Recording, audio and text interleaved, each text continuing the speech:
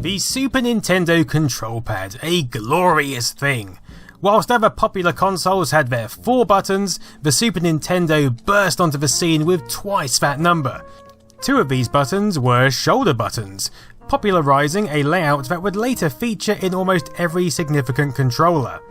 So it's joyful to see their return with the SNES Classic Mini. Compared to an original pad, it looks almost identical. I mean, there are some slight colour differences with the print, the back has some new stamps and the rubber buttons feel firmer, but this is 27 years later. Manufacturing evolves, but yet our hands remain mostly the same. For me, the game controller is one of the most nostalgic things. It's the item we spent the most time interacting with, and I think it's at least part of why these mini consoles do so well. The aesthetic is familiar and it completes the nostalgic experience. We know the internal components of the SNES Mini are drastically different to the original console. We also know the connectors of the controllers are drastically different as well. But how about the internals? Are they the same or do they differ? Well, let's take a little look. Whilst I tackle these 5 screws, I might as well tell you that to communicate with the original machine, the Super Nintendo sends out a data latch pulse to the controller every 16.67 milliseconds in NTSC regions, equating to 60 Hz. This asks the IC chips for the state of all the buttons, which are then returned. I mean, it's a little more complicated than that, but it gives you the general gist. So here's the internals of an original pad. The 2 shoulder buttons pop out, and as you can see they're held in place by a metal rod, allowing them to pivot.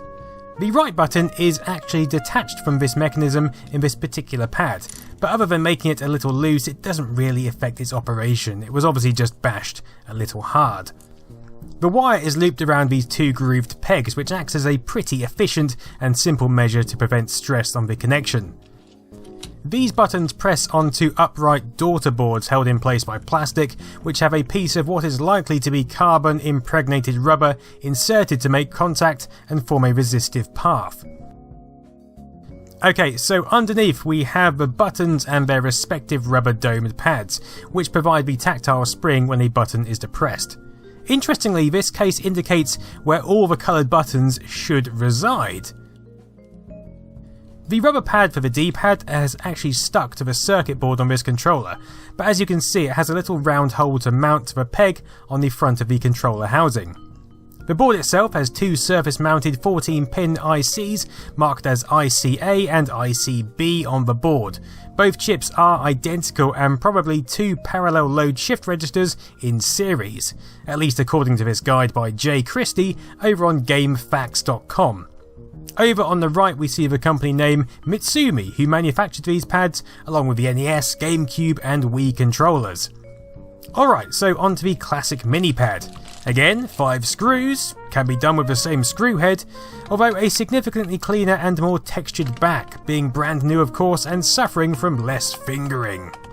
Now interestingly, there's a different support structure going on between the old and new backs here. You can see the original pad has some circular structures, which remind me of the maze from Westworld, whilst the new has adopted some pegs.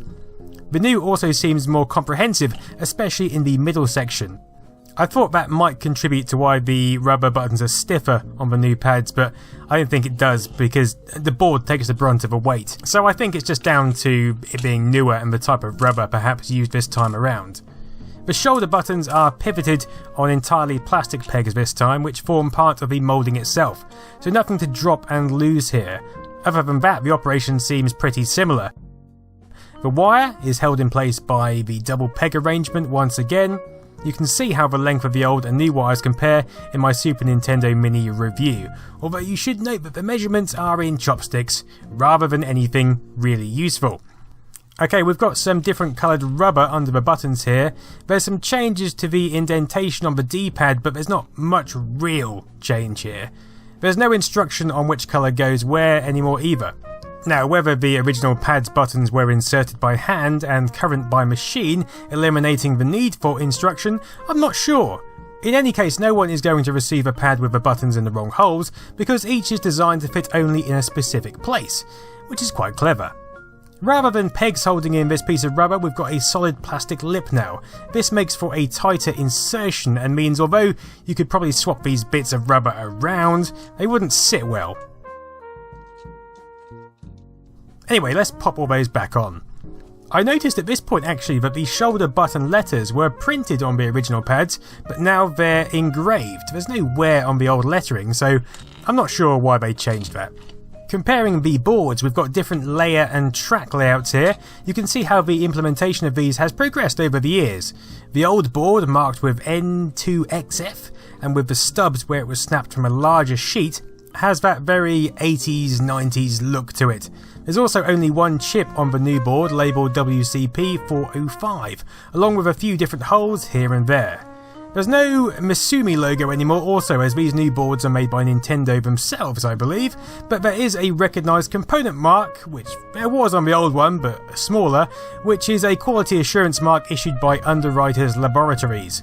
I believe it's to indicate an official product as opposed to a cheap knockoff. Both controllers go back together quite easily, although those metal rods are a touch more fiddly. 5 screws back in each, although somewhat rusted in the old. And there we go, all done. One new Super Nintendo pad and one old. Both do the same thing, but I just have a curiosity in comparing these things, especially when it's like for like. In a way it shows us where we've been and where we are now, although at the end, and indeed beginning of the day, it is just a control pad. But a glorious one at that.